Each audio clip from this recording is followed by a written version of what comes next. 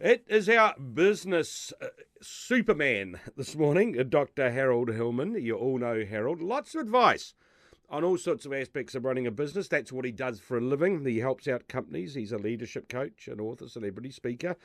And you can check him out on his website, sigmoidcurve.com. Good morning, Harold. Good morning, Mark. Okay, 5 most common mistakes by new bosses, new managers. That's right. When we think about a first-time manager, a new manager stepping into a role where they have to lead people, it's a pretty daunting challenge. And so I wanted to just cover those 5 most common mistakes, whether you're a new manager or someone being led by one. Here they are, Mark. Yep. First-time managers are afraid to be wrong. So there's a lot of pressure that they put on themselves to get it right and to be perfect. And when you feel you can't be wrong, that means that you're less reluctant to ask for help and more reluctant to ask for help. And so that's one thing that first-time managers should do, ask for help.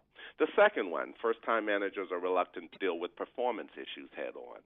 So what they tend to do is begin to take work off of the plates of poor performers and put it onto their own, thereby increasing the pressure on themselves to now not only get their work done, but also carry the work of poor performers. And not dealing with the problem. And not dealing with the problem. Unfortunately, first-time managers oftentimes want to be perceived as popular and liked, and so therefore they need to dig in more around these performance issues.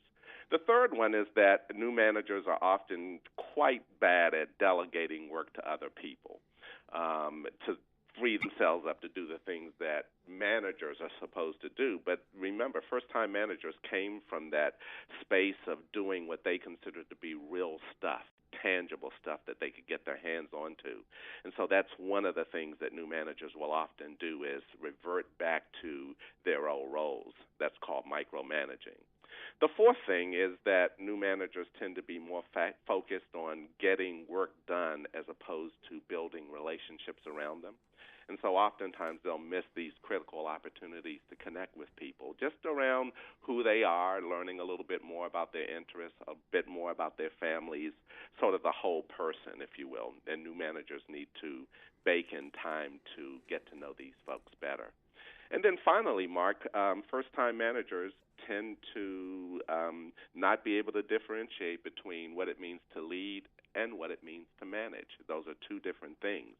Managing is more about sort of reinforcing the rules on the book, the status quo, where leading is about sometimes disrupting the status quo and getting people to follow you.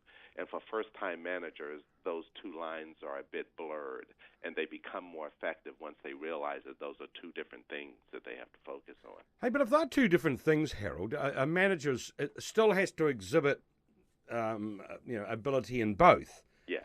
When do you, and as you say, one can be sort of counterintuitive to the other. So do you become a bit schizophrenic? Well, I think with first-time managers really wanting to get some runs on the board, they just want to get some quick wins, and a lot of that is associated with the management side of things, just, be able to check the box, whereas they aren't really influencing people to move from one point to another point or one way of thinking to another way of thinking. And that's really the tougher challenge that we often just learn with more experience. But it is a common pitfall for first-time managers. How long does it take a manager to find his or her feet? Oh, I would say that I would say that within the first year, people have the tectonic plates have settled a little bit under the daunting challenge of getting work done through other people. And I think that just probably, I would say about a year's worth of time, people feel a lot more confident. They feel okay now about making the occasional mistake. They've gotten a lot tougher on these performance issues. It's really in that first year or so where people are still finding their feet, where you're likely to see some awkwardness. And if it takes you a year to sort of settle in, you'd want, if you were running the company, you'd want to think that manager was going to stay around a while, wouldn't you? Because if you're investing a year on them just to get into the role. That's right. That's right, Mark. And this is one of the reasons why, if you happen to be managing a first-time manager, someone who's leading people for the first time, it's important to stay close to that person, that role that we talked about in a previous broadcast, Mark, called coaching. For people who are managing other people for the first time, stay close to them.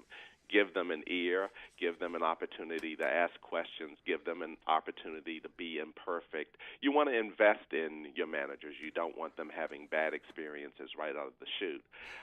Otherwise, of course, they could just get you and Harold.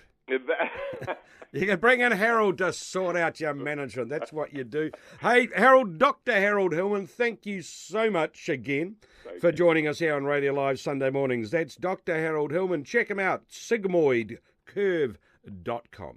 We'll be back shortly.